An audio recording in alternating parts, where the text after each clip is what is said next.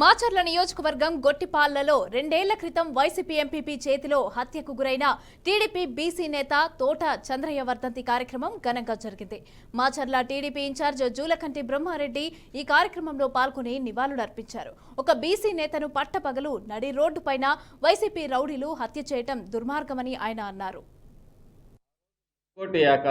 నిజంగా ఒక పర్వదినం రోజున 3 కోట్ల మంది దేవతలు భూమి వైపు తొంగి చూసే సమయంలో నడి రోడ్డు మీద గొంతు కోసి జై జగన్ అనమంటూ జై జగన్ అంటే నిన్ను వదిలేస్తామని బెదిరిస్తూ చంద్రయ్య గారు ఆ సమయంలో జై చంద్రబాబు జై తెలుగుదేశం అని చెప్పేసి పార్టీ కోసం ప్రాణాలు విడిచిన వ్యక్తి ఫోటోతో సహా కనపడతా ఉంటే మా పార్టీ కాదు అంటాడు.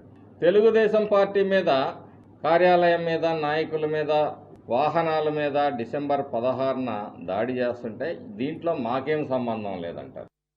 ఆ రోజు ముక్కోటి ఏకాదశి. నిజంగా ఒక పర్వదినం రోజున 3 కోట్ల మంది దేవతలు భూమి వైపు తొంగి చూసే సమయంలో నడి రోడ్డు మీద గొంతు